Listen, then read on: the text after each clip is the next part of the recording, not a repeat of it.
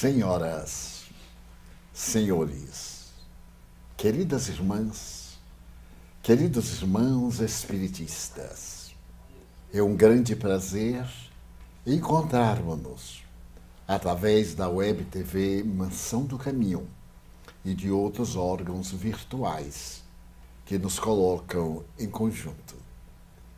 Por volta dos anos 50, no século passado, Aldous Huxley, o notável cientista inglês, que ao mesmo tempo era um excelente escritor, convidou amigos na área da ciência para realizarem uma observação, mas que não deixasse a menor dúvida quanto aos seus resultados. Naquela inesquecível reunião, ele ingeriu uma certa quantidade de uma substância alucinógena. Era ainda o grande período em que o hipieísmo começava e velhas doutrinas também traziam a sua contribuição existencialista. O notável escritor esteve sob a ação da substância durante o período programado e sob assistência médica bem controlada, ele apareceu no estágio de consciência alterada. Ao voltar ao normal, ele narrou a sua grande experiência, que iria ser transformada em um livro fantástico. Essa obra, que foi publicada por volta de 1955, abordando os fenômenos parapsicológicos e os fenômenos de natureza metapsíquica, trouxe uma valiosa contribuição, graças ao alto coturno da personalidade de Huxley para o desenvolvimento das manifestações parapsicológicas. Entre as sensações experimentadas, ele narra que, curiosamente, fora do corpo, sem o auxílio dos órgãos visuais, portanto, já que o cérebro estava bloqueado, ele conseguia ver. Ele observou determinados acontecimentos no grupo que, no estado sensorial de normalidade, seriam impossíveis. Depois, ele apresentou as visões de natureza transcendente. Ele observou, por exemplo, que o som tem cor, mas também as palavras, além da sua sonoridade, apresentam coloridos que expressam os conteúdos mais valiosos da vida. E daí ele parte para o estudo da física quântica, demonstrando que ainda naquele tempo, quando a doutrina das probabilidades não era muito aceita nos arraiais científicos, que ele era muito consultado por amigos, cientistas que perguntavam como é que você pode se envolver com essas questões místicas, essas questões que dizem respeito ao fantasioso e que são nada mais do que estados de consciência alterada, portanto, a consciência patologicamente perturbada. E ele respondia com muito bom humor que aquelas experiências deram-lhe a certeza da imortalidade da alma. De fato, ele contribuiu grandemente junto ao casal americano, autor da parapsicologia, para que essa ciência nova passasse a ser algo mais do que um ramo da psicologia experimental, que objetiva estudar os fenômenos paranormais inusitados. E graças à sua autoridade moral e das suas experiências, as pesquisas parapsicológicas deram um grande salto, porque se percebeu que nelas havia fenômenos que transcendiam as questões estudadas até então na área da psicologia. Por exemplo, observaram que era possível mover objetos com o pensamento, portanto, movimentar um objeto material sem o contributo dos movimentos materiais. E ao nascer essa doutrina psicapa, como foram chamados esses fenômenos, abriram-se perspectivas para outros fenômenos muito curiosos. Os fenômenos psi-teta. A letra teta é a primeira letra da palavra Thanatos, que significa morte.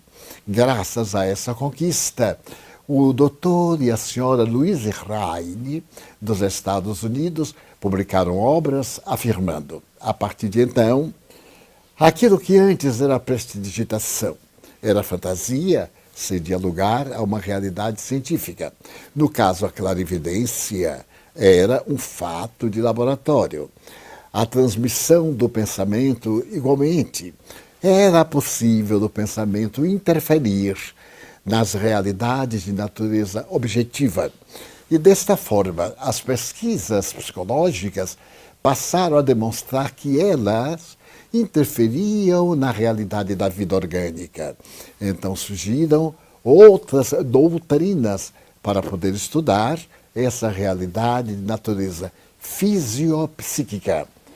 Então, com o surgimento dessas doutrinas de natureza mais avançada, o horizonte da vida imortal granjeou espaços consideráveis. De um lado, a tecnologia avançava. Do outro lado, essa tecnologia oferecia instrumentos para a pesquisa da realidade cerebral. Será o cérebro que produz o pensamento ou ele é apenas o instrumento que decodifica o pensamento? É exatamente nesse barato que Ramendra Nath Banerjee publica sua obra a respeito da reencarnação, procurando demonstrar que a vida não começa no túmulo, ou melhor, no berço, e não termina no túmulo. Há toda uma ancestralidade e há também uma posteridade. As experiências de Banerjee vão desembocar na Universidade da Virgínia, com notáveis pesquisas, que mais tarde serão colocadas em livros hoje clássicos na história dos estudos das crianças que se recordavam de que viveram antes. Mas, concomitantemente, essas experiências dão um salto através da biologia e vão observar que nas pesquisas hipnológicas se pode encontrar fatos que levam a comprovar, ou pelo menos a probabilidade de outras existências. E surge uma série de fenômenos estudados agora em Miami Beach, por um dos seus mais notáveis psiquiatras. Ele vai observar que determinados transtornos histeropatas, esquizoides, são de natureza mediúnica, como evocações de atos que tiveram lugar em existências pregressas. Já em 1955, um pesquisador jovem de 25 anos de idade, o Dr. Stanislav Grof, na Universidade de Praga, constata, através do ácido lisérgico, que aqueles estados alterados de consciência levavam os esquizofrênicos a encontrar a existência passada. E o fenômeno sai dos gabinetes da investigação para as ruas, em que muitas obras são lançadas, e a imortalidade da alma, com as suas consequências, a reencarnação, a comunicabilidade dos espíritos, a probabilidade de vida noutros planetas, as comunicações interplanetárias, o período da ufologia, oferecem à Terra um material de natureza transcendente para a valorização da vida. Mas, simultaneamente, as doutrinas do materialismo acessam os refólhos da memória no seu grande grau de esquecimento para buscar, no inconsciente coletivo, explicações não explicáveis dos fenômenos mediúnicos. E então surgem as buscas pelo existencialismo, pelo prazer, e se constata, conforme o notável trabalho de Viktor Frankl, que a sociedade caiu na vida vazia. Perdeu seu objetivo existencial. A vida não deixa de ser um aglomerado de células que se aglutinam e que também se desorganizam, levando o indivíduo ao caos, ao aniquilamento. É nesse momento que no dia 26 de dezembro do ano de 2004, exatamente aos 56 minutos do amanhecer, o mundo deixará de ser o mesmo. Porque em Sumatra, na Indonésia, há um terrível sismo na profundidade das águas. Esse sismo abala 9 países de toda a região do Oceano Índico e atinge as terras brasileiras. Logo depois, uma onda de 30 metros de altura ergue-se no mar desesperado e avança na direção das praias, destruindo tudo. Uma hora depois, você podia contabilizar 238.464 mortos na primeira grande onda. E a Terra entrou em pânico. O tsunami, que abalou o mundo e, segundo alguns estudiosos, modificou a inclinação do imaginável eixo da Terra. Então se deu a grande transição através de uma tragédia inominável, como não se havia visto até então. E essa tragédia abalou a humanidade, porque europeus que se encontravam na região da Ásia, nos grandes paraísos, desde as ilhas Fifi e outras que constituíam o grande mundo do prazer, ficaram abalados. Jovens suecos, noruegueses, que haviam saído das terras frias do seu país para as terras gloriosas e quentes do Equador asiático, viverem o prazer do sexo. E logo se percebeu a fatalidade da vida biológica, a fragilidade do ser humano. E a ciência que pôde captar os primeiros sintomas do tsunami não tinha recursos para poder anunciar com a antecipação necessária para salvar vidas. É o que nós vamos encontrar numa frase muito bonita de Allan Kardec. O Espiritismo acompanha a ciência passo a passo, aceita tudo quanto ela desvela, mas não para onde ela se aquieta. Porque a ciência estuda os efeitos e o Espiritismo estuda as causas. A ciência pode perceber os fenômenos da erupção vulcânica, dos tremores, mas não pode evitá-los. E somente pode captar no momento quando ocorre, sendo menos poderosa do que o instinto de preservação dos elefantes, por exemplo, dos animais, que antes dessas ocorrências trágicas fogem em debandada para as partes mais altas das regiões onde eles se encontram. Então vimos a fragilidade do nosso planeta e voltamos a pensar nas grandes informações escriturísticas, nas profecias que nós encontramos na Índia, no Bhagavad Gita, que vamos encontrar no Velho como no Novo Testamento. E, sobretudo, o anúncio de Jesus Cristo, este homem incomparável, que a doutora Hannah Wolff considerou o maior psicoterapeuta da humanidade e que foi por todos, através da história, considerado um vulto singular. Eu gosto de me referir a um fato, de que a Biblioteca do Senado norte-americano havia concluído que o ser mais biografado do mundo havia sido Napoleão Bonaparte. Haviam-se escrito mais de 250 mil biografias. No entanto, Jesus ultrapassou Napoleão, porque já se escreveram mais de 500 mil biografias, nem todas louváveis ou favoráveis a ele.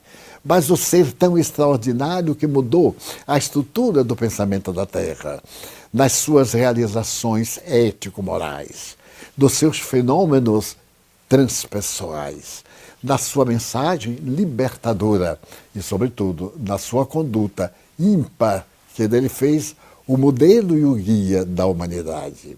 E hoje, passados tantos anos, após o grande sismo de Sumatra, a humanidade encontra-se também numa grande transição de dor, com a presença do vírus Covid-19.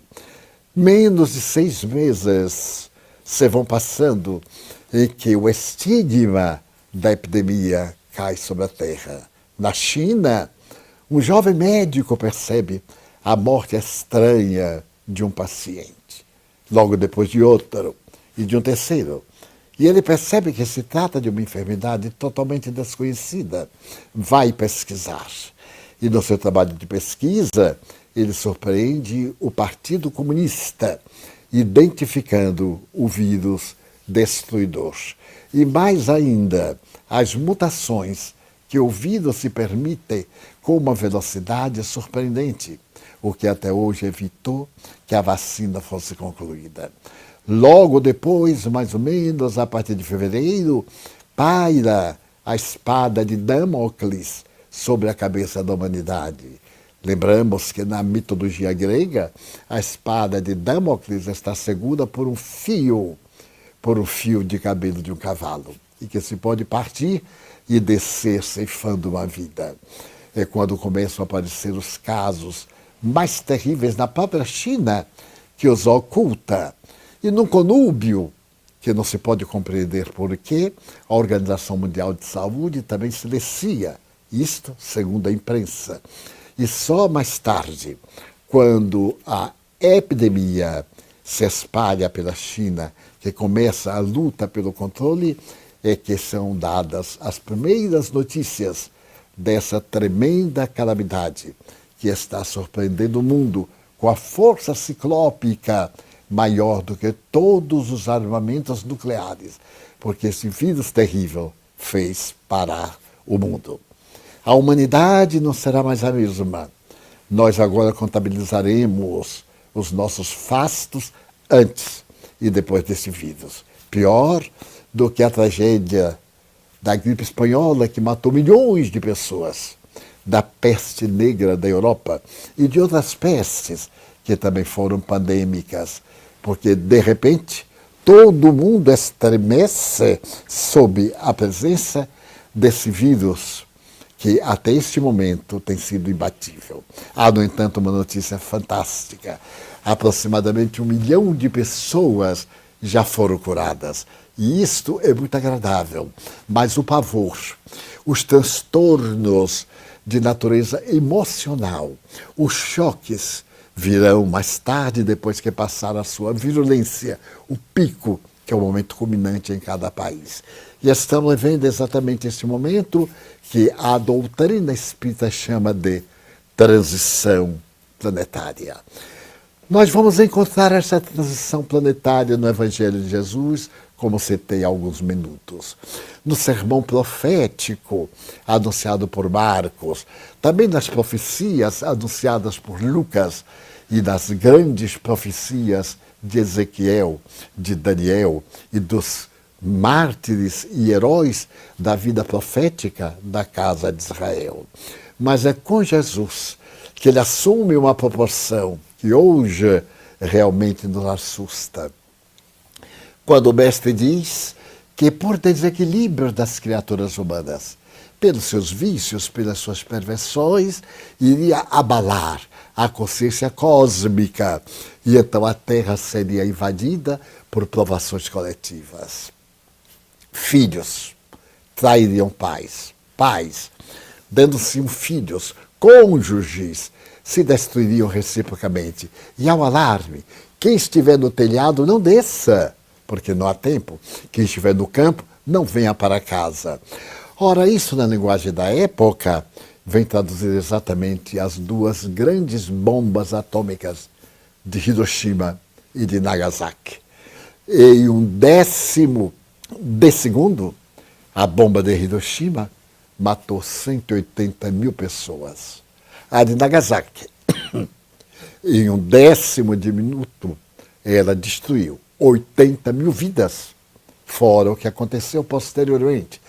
As consequências até hoje dos cânceres provocados pela chuva de estrôncio 90, que caiu quando já havia passado o cogumelo e começou a chover, mas não era chuva, era estrôncio 90, uma substância radiativa que causa principalmente o câncer e especialmente o câncer da medula. Então nós vivemos esses paradoxos tremendos no meio do maior conforto das conquistas da cibernética, como agora da nossa comunicação visual. E a nossa fragilidade diante desse terror, somente nos ensejando a questão de: é realmente imortal a vida? Isso nós temos que definir para poder nos comportarmos de maneira consentânea. Até ontem, as correntes materialistas que ainda persistem diziam que não, que tudo se acaba, que ninguém voltou, mas os mortos voltaram e provaram a sua existência. Imaginemos 1872. William Crookes recebe a visita de uma menina de 12 anos de idade. Ela, uma jovem, vem pedir-lhe, ele que é um dos pais da física e da química do século, para que a examine. Porque através dela ocorrem fenômenos curiosos. E alguém disse que ela os manipula.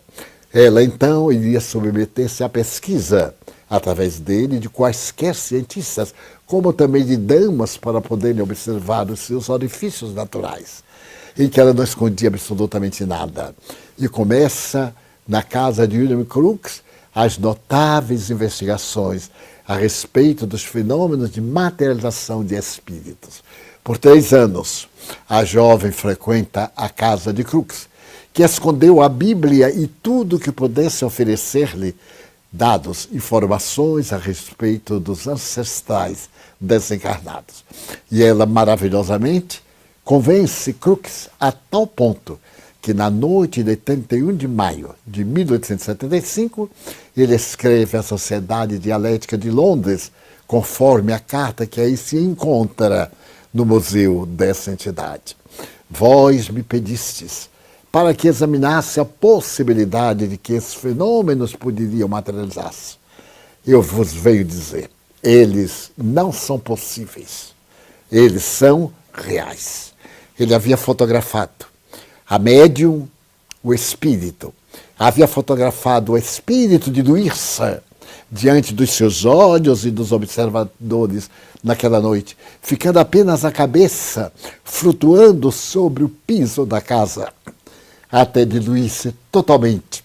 E Kate King, esta linda entidade, deixar a marca histórica da imortalidade da alma de uma maneira inconfundível, incontestável até hoje. Mas não apenas Crookes. Este homem que se dedicou a estudar a realidade dos pacientes, antropólogo, também estudou psiquiatria e procurou estabelecer que determinados criminosos, psicopatas, tinham a cabeça específica, chanfrada na parte posterior, o que passou a ser a cabeça lombrosiana. Cesare Lombroso vai estudar, entre outros médios, Eusápia Paladino. E ela traz materializada às 10 horas da manhã a entidade que, depois de dialogar longamente com o cientista, declara ser sua mãe, falando com ele no dialeto que a napolitana desconhecia. E então os fenômenos crescem e a ciência do espírito se prepara para quando vem surgir, nos anos 32, a parapsicologia poder demonstrar que todos aqueles fenômenos são espíriticos, anímicos, os fenômenos psigama, os fenômenos psicapa, ou mediúnicos, os fenômenos psiteta. Quando mais tarde surgem novas ciências procurando superar as injunções, nós vamos conseguir provar na imortalidade da alma pela faculdade incomparável de Francisco Cândido Xavier e de centenas de médiuns no mundo inteiro que estamos na grande transição. A transição para um mundo melhor. Estamos diante de mecanismos fantásticos para visitar outros sistemas planetários. Naves específicas estão, neste momento, voando em direção de uma outra galáxia. Marte foi visitado e fotografado. Da Lua vieram escolhos, vieram pedaços de pedra. E, inclusive, se pôde verificar vestígios de vidas ainda em estado de formação virótica. E a nossa Terra, esse turbilhão de inteligência, abre agora o espaço para esta epidemia que nos apavora ser considerada como um fenômeno normal do processo evolutivo da humanidade e do próprio planeta. É Allan Kardec quem nos diz com propriedade. Os mundos evolvem, eles evoluem como as criaturas. Se observarmos a Terra de aproximadamente 1 bilhão de anos, a vida era praticamente impossível. Há 2 bilhões, portanto 1 bilhão antes, começam os primeiros fenômenos vitais, as primeiras manifestações da flora, depois da fauna. E então a Terra vai se acomodando, os gases vão se modificando. As erupções vulcânicas eliminam esses gases venenosos que produzem as grandes explosões. As camadas da Terra vão se reunindo, os continentes, ora, afastam-se para poder libertar-se. Outros afundam, como Lemúria, Atlântida. E nós agora sonhamos com um mundo de beleza, que é o mundo de regeneração. Nós, aqueles que estudamos esta realidade, podemos dizer que neste mundo de regeneração surge a expressão mais elevada da filopsicologia da humanidade, o amor. O amor como solução. Aquele amor do Cristo, que era o elemento básico do seu messianato, volta agora à Terra, nesse tom de solidariedade, de emotividade gentil, de fraternidade, para dizer que nós somos um, o todo, a teoria do todo, mas somos um e ao mesmo tempo somos individualidades pensantes, independentes uns dos outros, independentes pela lei das afinidades e do instinto gregário. Vivemos um grande momento em que a transição se provoca-nos lágrimas, abre espaço para sorrisos amanhã. Eu mesmo, numa idade provecta, aguardo este amanhecer que está começando. Quando o vírus diminuir a sua intensidade, nós vamos perceber a madrugada. Claro, uma madrugada ainda cheia de sombras, mas que já é a alvorada de uma nova era. Então, caras amigas, caros amigos televidentes, desejamos abraçar-nos e estabelecermos éticas de comportamento, linhas de dever.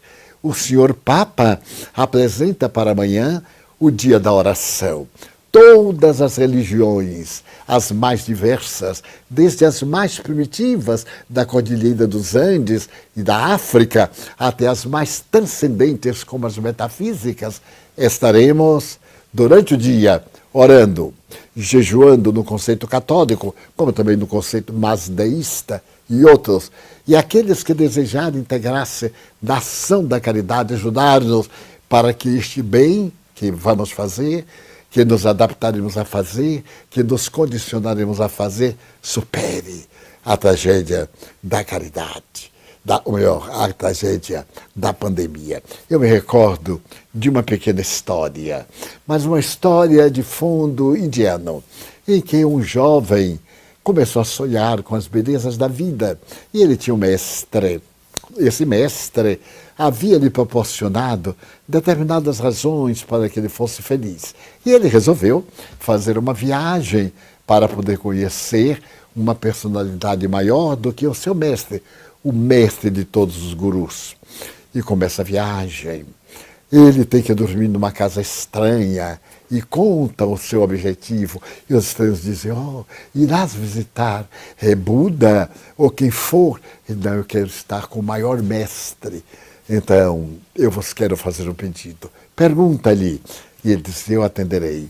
E mais adiante, e assim por diante. E por fim, ele chega a um lugar onde vê algo peculiar. O jovem estava pastoreando suínos e notou que um suíno estava com a pata quebrada. Ele então surra o suíno para que adiante. E aparece um homem. Este homem olha aquele animal com dificuldade e diz, você permite que eu o carregue? Porque, como você vê, ele está com a pata deformada. E eu quero carregá-lo. Ele diz, mas é um suíno, é um porco. Ele disse, não, é algo de Deus. É um filho de Deus. E eu me proponho A carregá-lo não lhe custa nada? Pois não, pode carregar. E ele carregou. E até o local de destino, e depois desapareceu. E o jovem, com seu acompanhante, prosseguiu e chegaram à caverna. Quando chegaram à caverna, o homem santo era aquele que carregou o animal. Eles ficaram algo decepcionados, porque ele não tinha nada de especial, nada. Mas como é que este homem, nesse porte, vai carregar um porco só porque tinha a pata quebrada e lhe doía? Bem, eles ali ficaram e aprenderam com o mestre as mais belas lições de filosofia. Na hora da saída, o dois disseram: Senhor, há uma pergunta que não pode calar dentro de nós. Pois não. Nós ouvimos quando o Senhor, há poucos dias, no caminho, carregou um animal, um porco. Por que o Senhor fez isto? Ele disse: mas eu não me lembro. Sim, o porco estava com a pata quebrada e alguém maltratava, ou surrava. O Senhor se abaixou, carregou o animal. Mas um porco, por que o Senhor fez isto? Não fui eu. Mas como? Foi sim, não fui eu. Então os dois, num constrangimento respeitoso, calaram e saíram conversando e disseram assim: mas que coisa, ele não lembra. Nós, claro que nós ambos vimos, mas a história tem um fundo muito ético. Ela parece ser frustrante. É que o bem que nós podemos fazer deve ser tão normal, tão natural, que não nos lembremos do bem. Ele está tão íncito em nossa personalidade que nós não notamos a peculiaridade de fazer o bem. Eles, ouvindo do mestre, sabem as lições. Porém, foi esta a mais importante. Neste momento da transição planetária, nós estamos convidados a fazer o bem. Primeiro, a nós, a autoiluminação, a perceber que tudo é da vida, tudo é de Deus, o vírus também é de Deus.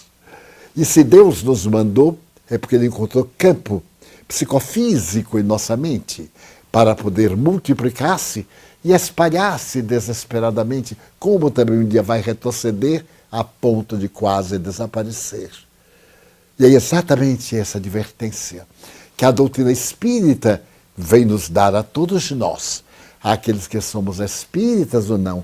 Mude o seu comportamento, aprenda a sorrir, produzindo uma substância própria na sua boca, a imunoglobulina, na saliva, para lhe dar felicidade. Não guarde o humor do ódio, da animosidade, da antipatia. Reabilite-se de qualquer mal que haja praticado.